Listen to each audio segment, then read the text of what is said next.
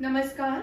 आज का current affair का सेशन मई का सेशन रहेगा और इसमें हम पूरा मई को डिस्कस करेंगे। जो फर्स्ट मई और सेकेंड मई के क्वेश्चंस रहेंगे और देखते हैं क्या क्या क्वेश्चंस आते हैं। फर्स्ट क्वेश्चन देखते हैं क्या है। गुजरात और मुंबई, पहले ये जब ब्रिटिश प्रोविंस था, ब्रिटिश इंडिया था, ये एक ही पार्ट था, ठीक है। इनको बाद में अलग अलग किया गया, एक एक्ट पास किया गया था मुंबई में। यहाँ देखिए 1960 Maharashtra was formed after the Bombay Recognition Act। 1960 में महाराष्ट्र और गुजरात बनाए गए, कब?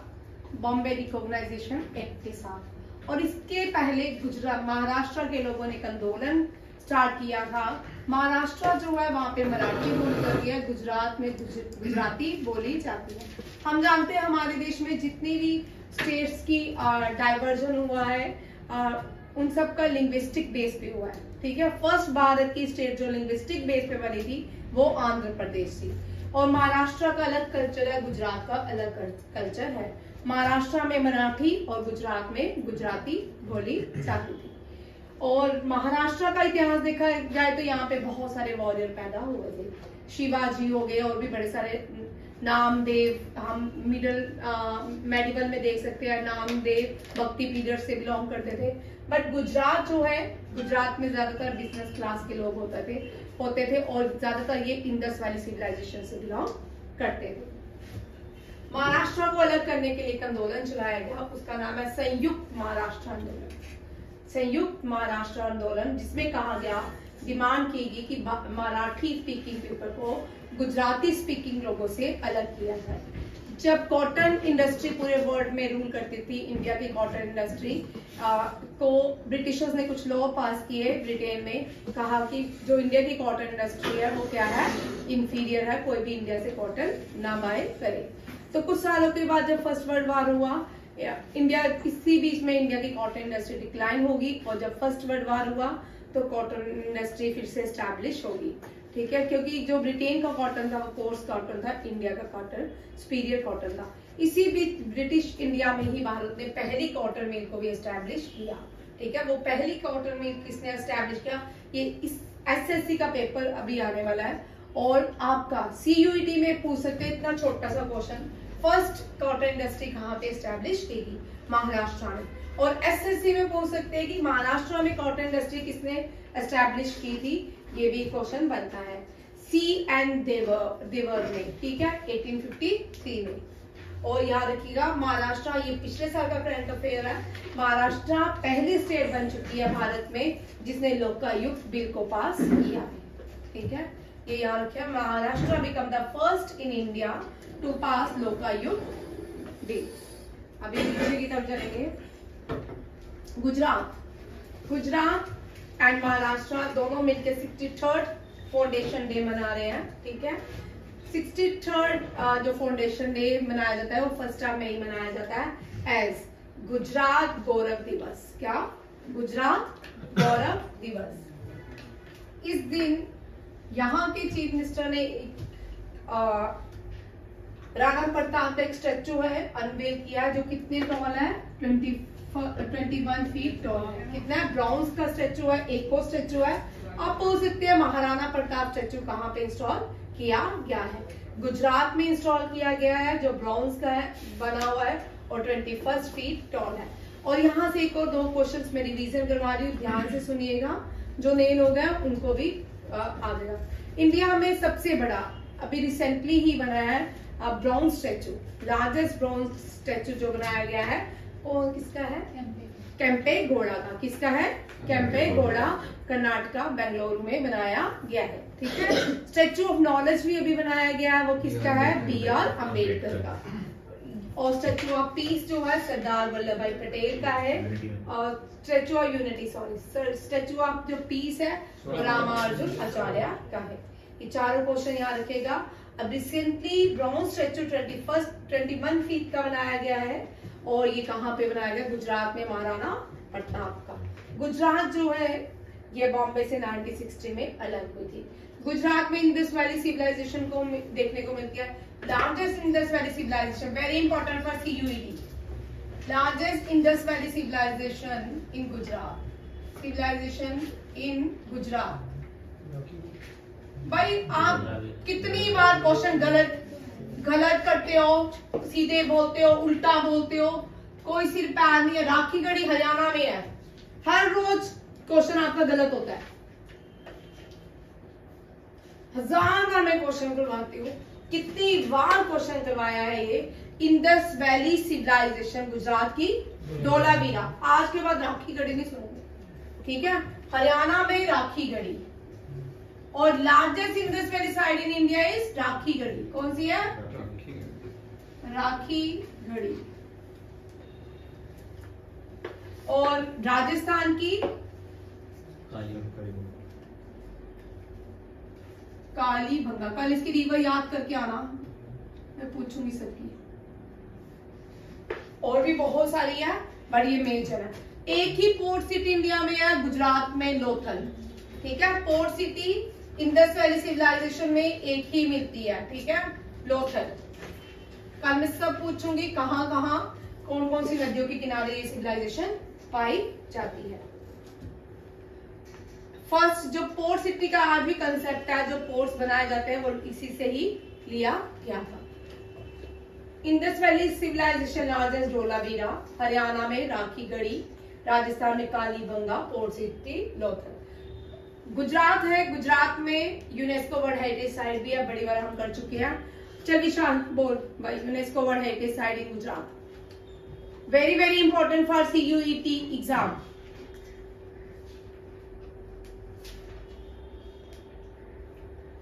चलो एक में बता देती हूँ, रानी की वाव। रानी की वाव। चलो दूसरी भी बता देती हूँ, धोलावीरा। और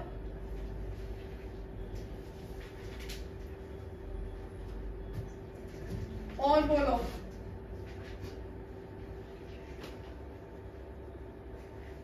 अहमदाबाद। ये क्या है? UNESCO world heritage site. Next देखो, Maharashtra 63rd foundation day, Maharashtra दिन। क्या बोलते हैं? महाराष्ट्र दिन। चीफ मिनिस्टर एकनाथ शिंदे, और इन्होंने ट्रिब्यूट किया है संयुक्त महाराष्ट्र आंदोलन में जो शहीद हुए थे उनके, और ये महाराष्ट्र दिन उनके नाम पे रखा। उस दिन उनको याद किया गया। संयुक्त महाराष्ट्र आंदोलन की शुरुआत किसके लिए हुई थी? कि मराठी स्पीकिंग लोगों को और गुजराती स्पीकिंग लोगों को लग गया। महाराष्ट्र पहली देश की स्टेट है जहां पे लोकायुक्त बिल को पास किया गया।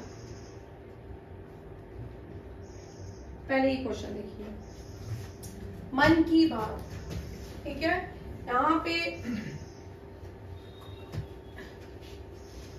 मन की बात के 100 एपिसोड कंप्लीट हो चुके हैं। हम इससे पहले कर चुके हैं कि मन की बात 100 एपिसोड कंप्लीट होने वाले हैं। 100 एपिसोड मन की बात के कंप्लीट हुए, ठीक है। मन की बात स्टार्ट हुआ था 3 October 2014 by Narendra Modi, prime minister Narendra Modi. ये 22 लैंग्वेज में प्रेजेंट किया जाता है, ठीक है। इंडिया की जितनी भी 22 लैंग्वेजेस हैं कॉन्स्टिट्यूशन में 8 शेड्यूल के अंदर, उन सब लैंग्वेज में इसको सुनाया जाता है। मन की बात इंडिया के अलावा और भी बड़े सारे देशों में होता है। French, Chinese, Indonesia, Tibetan, Burmese, Balochi, Arabic, Pashto, Farsi, Dari and Swally, in languages में भी सुनाया जाता है। मन की बात आज 500 ब्रॉडकास्टिंग स्टेशन में सुनाया, इसको ब्रॉडकास्ट किया जाता है। कितने ब्रॉडकास्टिंग किए जाते हैं? कितने ब्रॉडकास्ट स्टेशन किए जाते हैं? 500 broadcasting station of all India radio. और एक और इम्पोर्टेंट, अभी रिसेंटली सर्वे आया है IIM रोहतक का। इसने कहा कि 100 करोड़ लोग जो है मन की बात सुनते हैं, बट उसके साथ में कहा कि 23 करोड़ जो है जो रेगुलर मन की बात को सुनते हैं। ये इंपॉर्टेंट क्वेश्चन बनता है। 100 जो है 100 करोड़ के हैं सुनते हैं, ठीक है लोग। 23 जो है वो रेगुलर हर संडे को सुनते हैं। गवर्नमेंट ने इस मन की बात की 100 एपिसोड होने पे एक कॉइन रिलीज किया है 100 रुपीज का, जिसमें line capital of Ashoka pillar भी नीचे उसके डिस्क्रिप्ट किया गया है सत्य में जयते के साथ। सत्य में जयते, अर्नव, सत्य में जयते कहां से लिया हमने? किससे? शेक्सपियर के नॉवल से, अनंतमठ से। अनंतमठ से सत्य में जयते लेंगे और मुंडिका से, मुंडिका उपनिषेदा से नेशनल सॉन्ग लेंगे, ठीक है। मुंडिका उपनिषेदा, मुंडिका उपनिषेदा से हमने क्या लिया? सत्य में जयते का मीनिंग क्या है? ट्रूथ अलोंग टंग। बड़े इंपॉर्टेंट क्वेश्चन है। Largest oldest Veda in India? Rigveda. भाई आपसे नहीं पूछा, मैंने उसको इशारा किया था। Oldest Veda in India Rigveda. ये हो गया मन की बात, सारे पॉइंट क्लियर। याद रखिएगा 3 अक्टूबर 2014। निर्मला सीतारमण भारत की पहली फीमेल फाइनेंस मिनिस्टर भी है, फर्स्ट इंडिपेंडेंट डिफेंस मिनिस्टर भी है। निर्मला सीतारमण एक बुक को रिलीज किया है जिसका टाइटल रिफ्लेक्शंस, जिसको लिखा है नारायण बघेल। किसने? नारायण बघेल ने। ये पहली भारत की फीमेल फाइनेंस मिनिस्टर है। इससे पहले जब इंदिरा गांधी प्राइम मिनिस्टर थी विद एडिशनल चार्जेस, वो प्राइम मिनिस्टर, वो finance minister of India as well as defence minister of India दोनों रह चुकी है। और पहले भारत के पहले फाइनेंस मिनिस्टर कौन थे? Very important for CUET exam, Shanmukham Chetty. इनको षणमुखम चेट्टी के नाम से जाना जाता है। पहला भारत का यूनियन बजट इन्होंने ही रिप्रेजेंट किया। अब एक और क्वेश्चन इससे बनता है, जो बजट है ना, पहले तो हम पी चिदम्बरम को देखते थे कि वो अटैच उठाते रहता। अब जो बजट है वो बेई खाते में रिप्रेजेंट किया जाता है, उसके ऊपर रेड कलर का कवर चढ़ाया जाता है। ये बड़ा इंपॉर्टेंट है। बजट जो है, अभी रिसेंटली एक बजट जो विंटर में पेश होता ही होता है पार्लियामेंट में, एक ही डेट पे होता है, वो रहती है 1 फेब। याद रखिएगा 1 फेब को बजट को पार्लियामेंट में। नेक्स्ट, लेबर डे जो है, इंटरनेशनल लेबर डे 1 मई को मनाया जाता है। और इस दिन 1923 में हम इंडिया ने क्या किया था? पहली बार लेबर किसान पार्टी ऑफ हिंदुस्तान ने लेबर डे को मनाया था। लेबर किसान पार्टी ऑफ हिंदुस्तान। अब आप लोगों के लिए क्वेश्चन है कि लेबर किसान पार्टी ऑफ हिंदुस्तान के फाउंडर कौन थे? चलिए,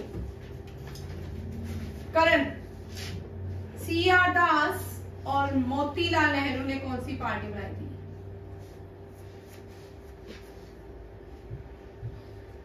CR दास और मोतीलाल नेहरू ने मिलकर कौन सी पार्टी बनाई थी? आकृति, तीसरा स्वराज, तू बता भाई अर्षद। छोटी नौकरी लेने भाई, नौकरी के लिए तो मेहनत नहीं हो रही। छोटी नौकरी तो सबकी क्लियर हो जाती है, SSC वाली।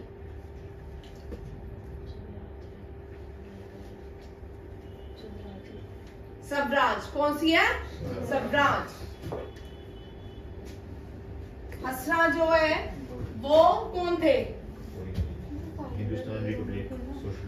हाँ, किसने बनाई थी?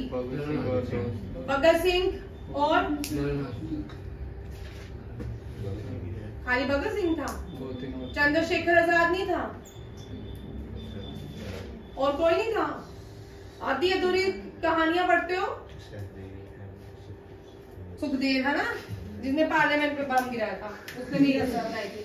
ठीक है, हसरा के बहुत सारे मेंबर थे, रेवोल्यूशनरीज कहलाते थे। ठीक है, और इसमें एक फीमेल मेंबर भी थी, याद रखिएगा, दुर्गा बाबी।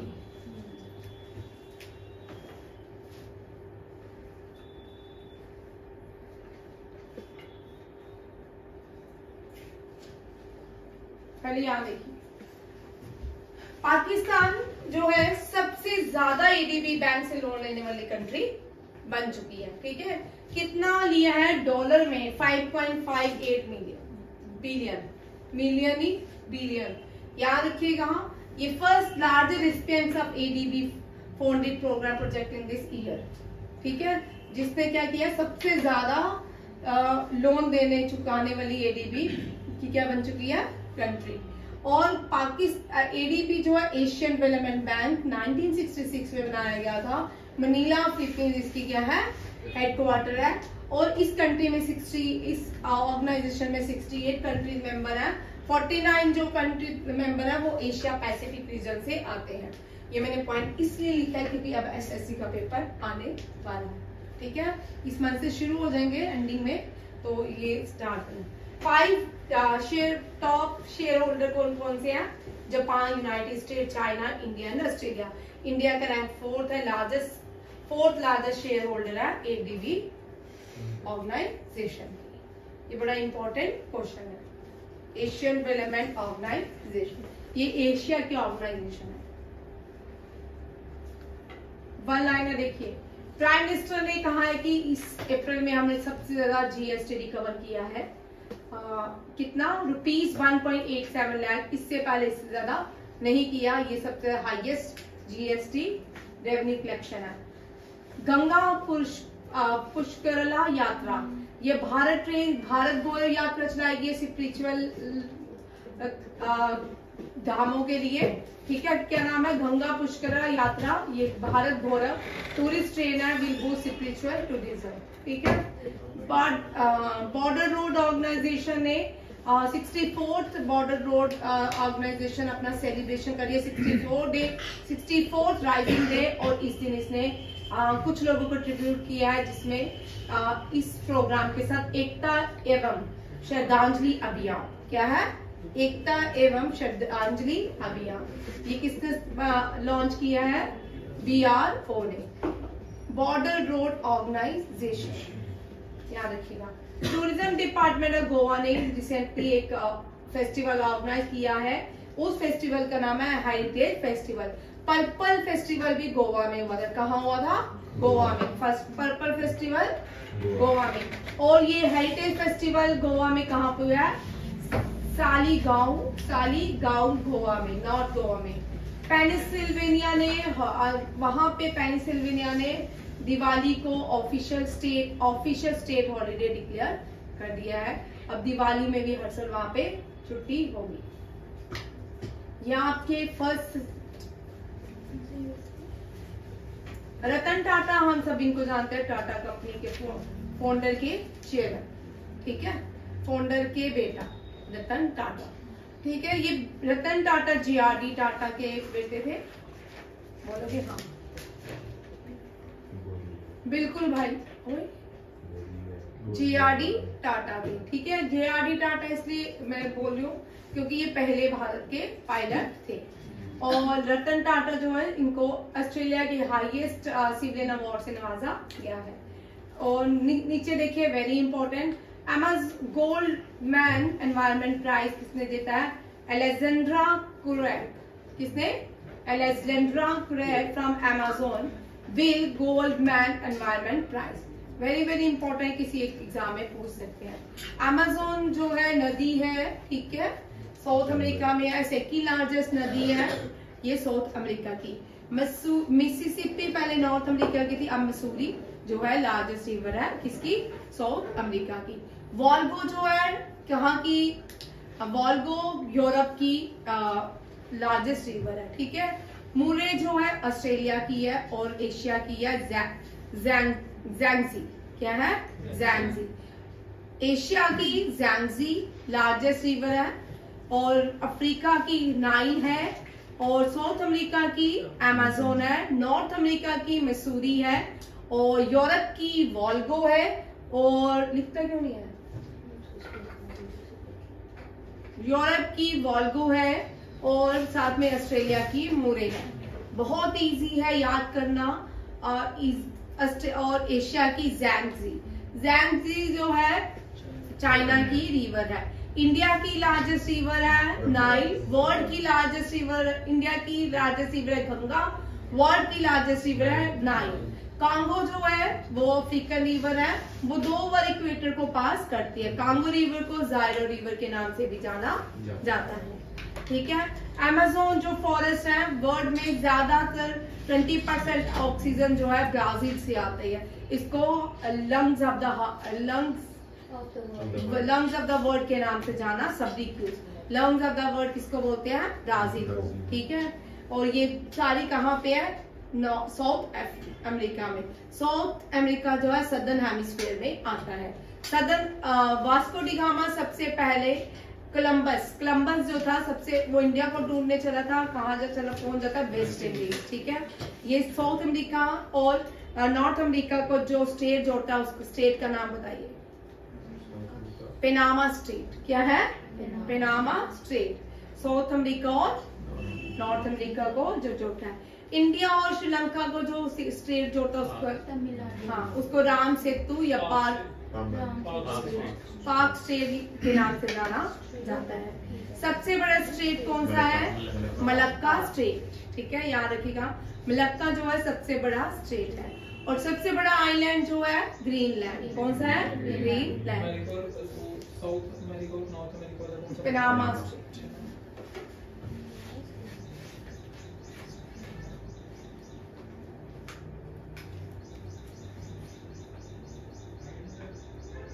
ये आपके आज एक क्वेश्चन रह गया, एक क्वेश्चन रह गया। ये देखिए, वर्ल्ड इकोनॉमिक फोरम की रिपोर्ट आई है जिसने कहा है कि 83 मिलियन जॉब 2027 तक चली जाएगी लोगों की। साथ में वो कहते हैं कि 69 मिलियन जॉब्स क्रिएट होंगी by 2027, while 83 million will get eliminate, 40 million job will get lost during this period, ठीक है। ये वर्ल्ड इकोनॉमिक फोरम की रिपोर्ट है, ठीक है। वर्ल्ड इकोनॉमिक फोरम जो है इसका हेडक्वार्टर डोवल में है। और इस तरह की रिपोर्ट्स आती रहती हैं। जैसे कोविड, किसको पता था कोविड आएगा, दुनिया में इतनी सारी ड्रास्टिक चेंजेस आएगी, बट उसके बाद इंडिया ने जंप किया। इंडिया भी दुनिया की 5वीं नंबर पे आ रहा है। इस तरह हो सकता है कि जॉब्स ज्यादा हो जाए, ऐसा इनके सर्वे रहते हैं, ठीक है। इनके सर्वे बायस्ड रहते हैं ज्यादातर। इनके सर्वे कुछ कंट्रीज को लेके रहते हैं, अब कुछ कंट्रीज को लेके नहीं होते। इनके सर्वे अलग अलग टॉपिक पे डिस्कस किए जाते हैं।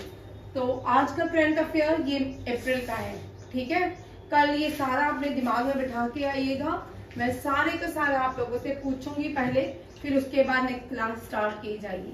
क्योंकि तुमको 20 क्वेश्चन तो CUET के वो भी तुमसे लर्न नहीं होते, ठीक है। अभी हम 20 क्वेश्चन करेंगे CUET एग्जाम के लिए। थैंक यू, जय हिंद।